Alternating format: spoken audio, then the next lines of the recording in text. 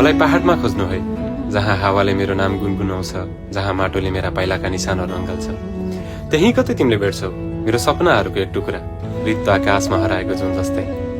मलाई जंगलमा खोज्नु है, जहाँ रुखहरूले मेरा रहरहरू खपेका छन्, हिउँले थाकेका पातहरू जस्तै। त्यहाँ चट्टानको कुनै गर्विलो भागमा म उभिएर संसारको आवाज सुनिरहन्छु, तिमीलाई खोज्दै, जसरी नदीले आफ्नो बाटो खोज्छ।